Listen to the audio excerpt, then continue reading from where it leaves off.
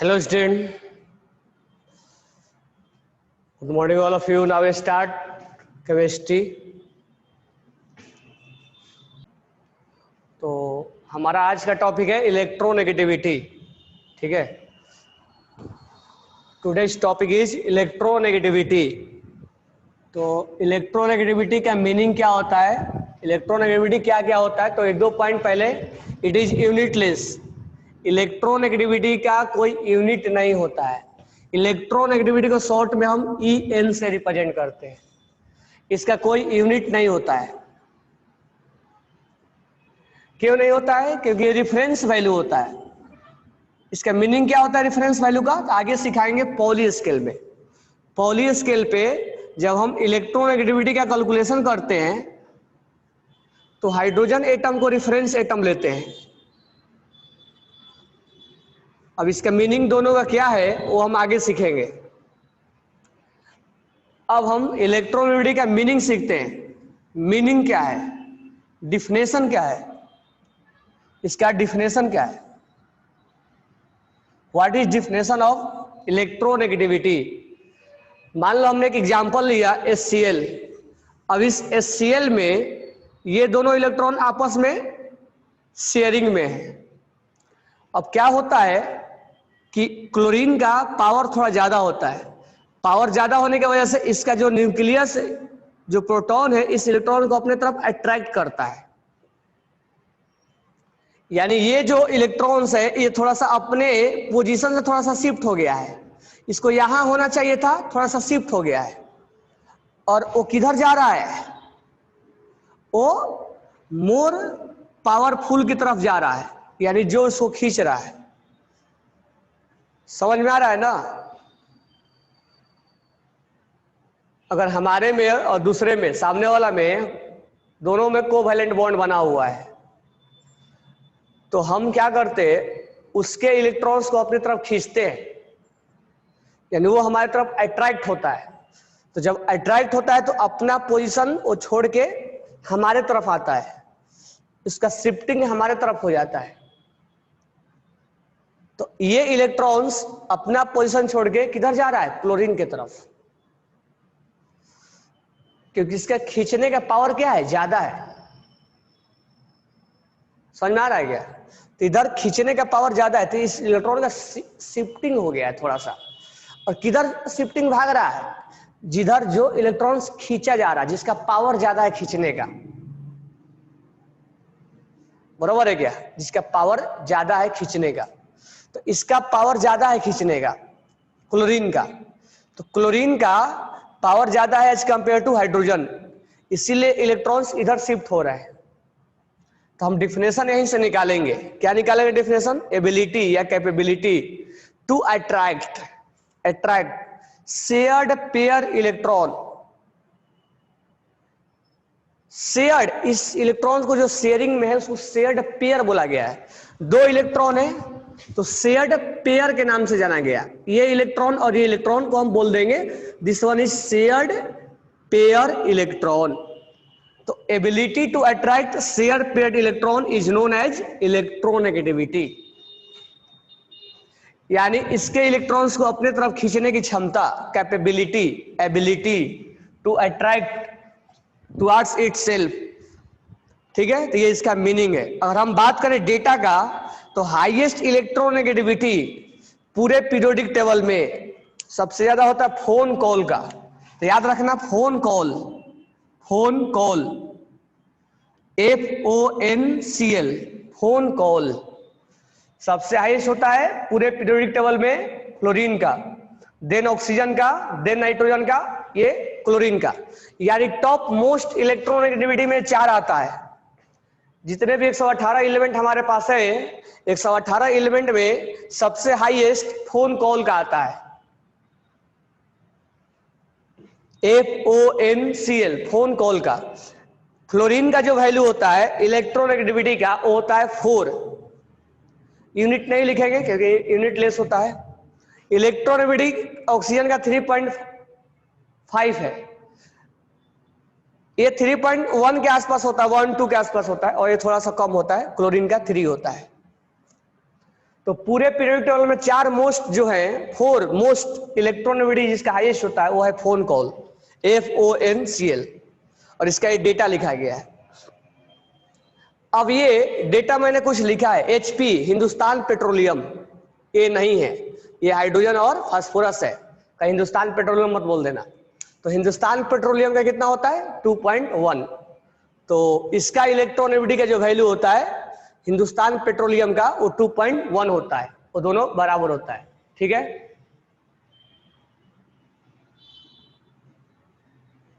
ठीक है। अब यहां पर ध्यान दो, कार्बन, सल्फर और आयोडीन का 2.5 होता है, और सबसे लोएस्ट यानी this one is highest, highest किसका होता है तो फ्लोरीन का, जो कि यहां लिखा हुआ है।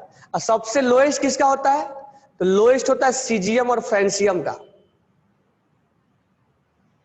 तो हाईएस्ट इज फ्लोरीन और lowest is caesium and francium. ठीक है, तो ये वैल्यू कहां से लिखा गया है, तो ये वैल्यू लाया जाता है आपको पॉलिंग स्केल से, पॉली स्केल से कैलकुलेट किया जाता है। तो पॉली स्केल से कैसे कैलकुलेट किया जाएगा, और पॉली स्केल से कैलकुलेट करने के लिए लैब में क्या क्या डेटा होता है वो हमें उस पर हम कैलकुलेट करेंगे। ठीक है, तो पॉली स्केल पे हम कैलकुलेट इसको करेंगे। ठीक है, इतना हो गया पे।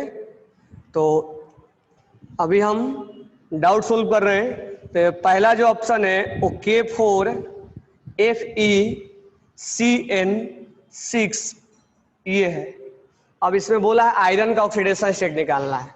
आयरन का मान लेंगे X, Cn पे चार्ज क्या लेने के लिए मैं बोला था -1, कितने Cn है -6, और यहां पर पोटेशियम कितने हैं +1, कितने पोटेशियम है +4, equal to 0, X equal to कितना आएगा +2।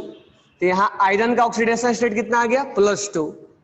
अब ऑप्शन नंबर 2 में जाते हैं और यहाँ निकालते हैं K2SO4 dot Fe2SO4 whole thrice dot 24H2O। यहाँ पर आयरन का निकालते हैं तो आयरन का 2 है, 2x ले लेते हैं। सल्फेट, एक सल्फेट पे कितना होता है -3, तो 3 सल्फेट पे -6 प्लस 0, वाटर के लिए 0 लिया जाता है, प्लस SO4 पे -2 होगा ना, और पोटेशियम पे +2 होगा, क्योंकि एक पोटेशियम पे +1 तो 2 पोटेशियम पे +2 इक्वल टू क्या होगा 0। ये कैंसिल हो गया, x इक्वल टू कितना आ गया +3। तो इस केस में x का वैल्यू क्या आ गया +3। ऑप्शन नंबर 3 पे जाते हैं। ऑप्शन नंबर 3 में है FeCO5। ठीक है, ये हमारा। अब इसमें आयरन का निकालना है, x मान लेंगे, CO का हमने क्या लेने के लिए बोला था न्यूट्रल, 0 चार्ज लिया जाता है, तो CO का चार्ज 0 लिया जाता है, तो x इक्वल टू क्या आ गया 0, यानी आयरन का ऑक्सीडेशन स्टेट क्या है यहाँ पे 0 है। फोर्थ ऑप्शन में हम जाएंगे। फोर्थ ऑप्शन में क्या बोला है FeH2O5NO और यहाँ है SO4। आपको ये याद होगा, ये कौन सा है, ये आपको ब्राउन रिंग कॉम्प्लेक्स है। इसमें आपको आयरन का निकालना है, आयरन का x ले लेंगे, वाटर का 0 लेंगे और NO का +1 लेंगे। NO का अक्सर हम 0 लिया करते हैं, यहाँ पर NO का +1 लेंगे और सल्फेट का -2 लेंगे और इसका 0 लेंगे, equal to 0। x equal to कितना आ गया +1। ठीक है, तो हमने 4 ऑप्शन में चारों आयरन का ऑक्सीडेशन स्टेट निकाल दिया। बोला कि मिनिमम किस में, तो मिनिमम किस में होगा थर्ड में, तो मिनिमम हो जाएगा थर्ड में। ठीक है, तो ये ऑक्सीडेशन स्टेट, स्क्रीनशॉट ले लो इसका। अब हम आते हैं पेज नंबर 16 पे, 116 पे आते हैं। क्वेश्चन नंबर 47 है। 47 क्या बोल रहा है, oxidation state of Carlo acid, oxidation state of Carlo acid. Page number 116। Carlo acid का फॉर्मूला क्या होता है H2SO5। अगर आप प्रोसेस से निकालोगे तो आपका ये +8 आ जाएगा। ये गलत है, मैं आपको स्पेशल एग्जाम्पल में लिखवाया था। अब जाके वहां से देखना, कार्लो एसिड का हमने आपको सल्फर में +6 लिखवाया था।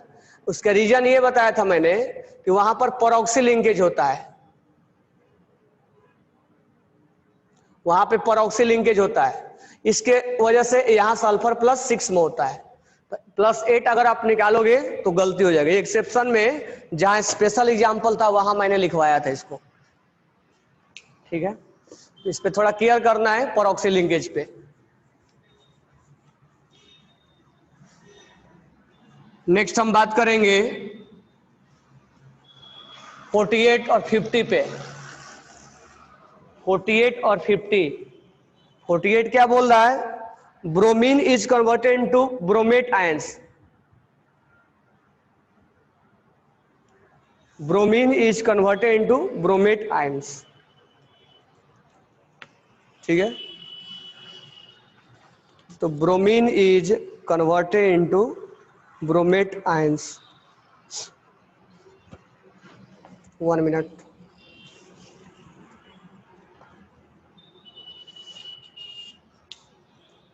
Bromine is converted into bromate ions.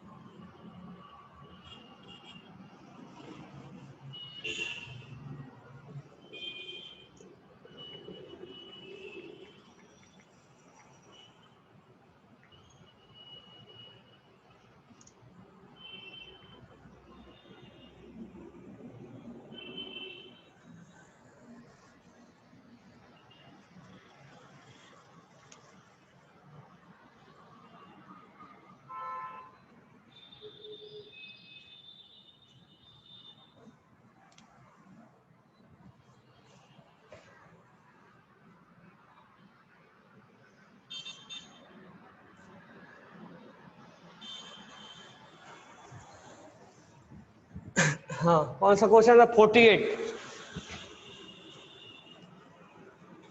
48 में bromine is converted into, bromine is converted, तो ब्रोमीन है तो Br केवल नहीं लिखेंगे, Br2 लिखेंगे, ठीक है। 48 है, 116 का 48 Br2 है।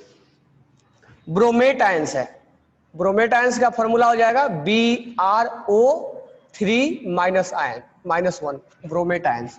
बैक साइड आप लिखा होगा इसके फॉर्मूला, आपको फॉर्मूला। अब इस स्टेट में ऑक्सीडेशन स्टेट क्या बोलेंगे? 0। अब यहां ब्रोमीन का निकाल देंगे, x - 6 equal to -1, x equal to +5। तो 0 से कहा गया? +5। चेंजेस कितना आया? +5 का आया। इस क्वेश्चन में ये पूछा कि चेंजेस कितने का आएगा, तो 0 to +5 आया।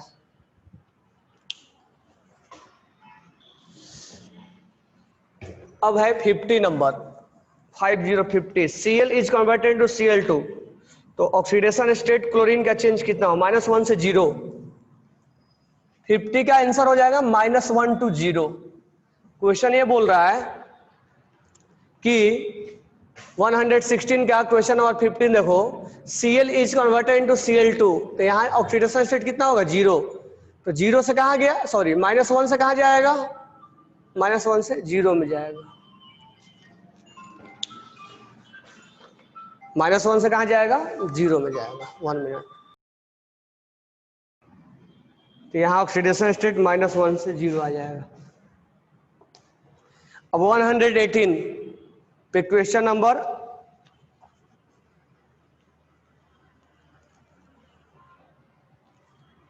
118 पे क्वेश्चन नंबर 71 क्या है? Oxidation state of nitrogen in, हाँ, NH4NO3। अब इस क्वेश्चन को करना है तो तरीके अलग अलग हो सकते हैं। मैं क्या करता हूं, इसको दोनों अलग अलग पार्ट में डिवाइड कर देता हूं। एक्चुअली थोड़ा सा और आगे पढ़ोगे तो और क्लियर समझ में आएगा कि दोनों में आयनिक बॉन्ड बना हुआ है। अब इस दोनों में नाइट्रोजन का निकाल लो, अब सेपरेट कर दिया हमने इस कंपाउंड को, तो यहां से नाइट्रोजन का निकाल लो x, हाइड्रोजन का +1, ये हो जाएगा -3। यहां से नाइट्रोजन का निकाल लो x -6 = -1, x = +5। तो इस नाइट्रोजन का ऑक्सीडेशन स्टेट है -3 और इस नाइट्रोजन का ऑक्सीडेशन स्टेट है +5। तो आप इसको ऐसे करके अभी निकालो, अलग अलग दोनों को पार्ट में डिवाइड कर दो, क्योंकि ये सॉल्ट बना हुआ है, ठीक है, ये आयनिक बना हुआ है। तो आयनिक में बेटर ये होगा इस कंपाउंड को दोनों को सेपरेट कर दो। तो 71, ये कौन सा है 72, देखिए 68 में क्या बोला है, ICl3 में आयोडीन और क्लोरीन का ऑक्सीडेशन स्टेट।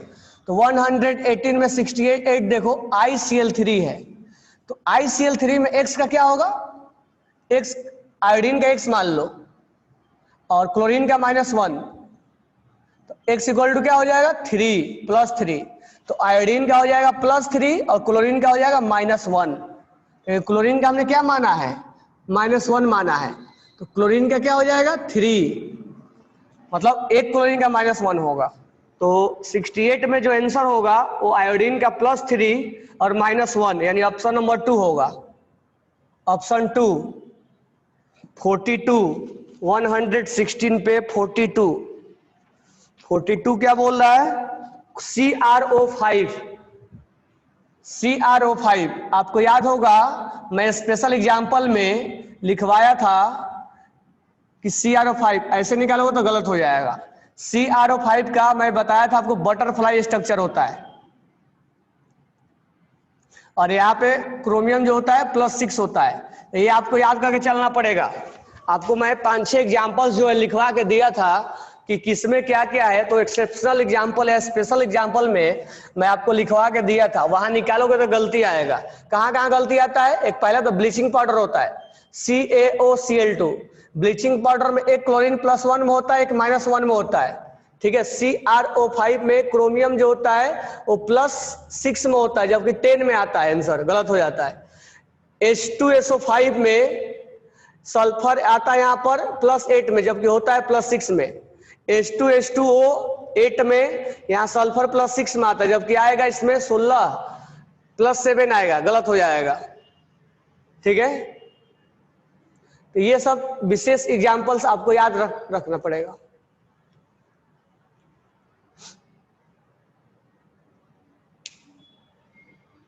KO2 में K का आएगा +4, जबकि K का आता है +1।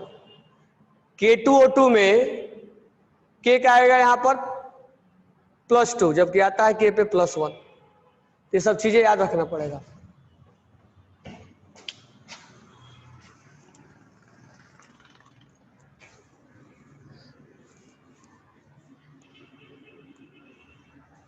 चलो नेक्स्ट, और क्या कौन कौन से परऑक्सी लिंकेज आगे बताएंगे केमिकल बॉन्डिंग में। Oxidation number is also form charge, both are different. Oxidation number is also formal charge और बोथ आर डिफरेंट। मतलब क्लियरली क्यों भेजो क्या बोल रहे हैं। 117 पे 63 बरोबर, और डाउट है तो बोलो। 117 पे 63 पोटेशियम, 117 पे 63 डाउट है, क्या फॉर्मूला है, पोटेशियम मैग्नेट, पर मैग्नेट नहीं है, KMnO4, ये पोटेशियम पर मैग्नेट है।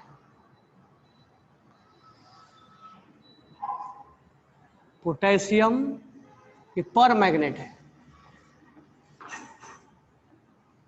अब यहां पर है पोटेशियम मैग्नेट,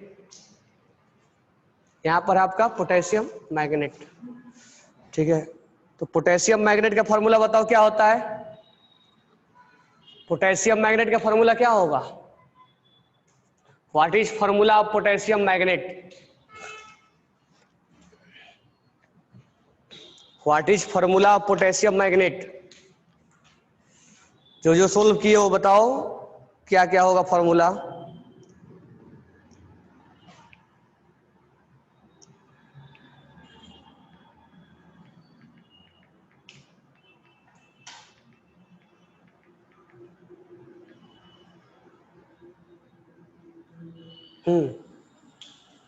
श्रुति KMnO4 पोटेशियम पर मैग्नेट का होता है।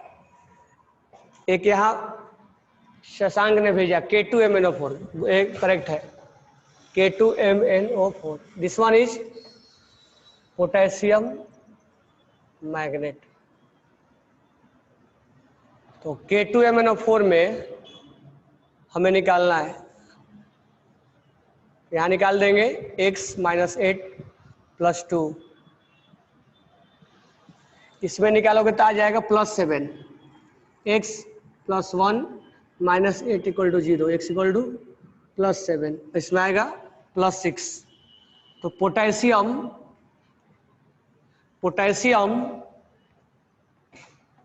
मैग्नेट में +6 आता है Mn का, और पोटेशियम पर मैग्नेट में +7 आता है। ठीक है, तो अभी आप पेपर दो, अभी मेरा दूसरे में लेक्चर है।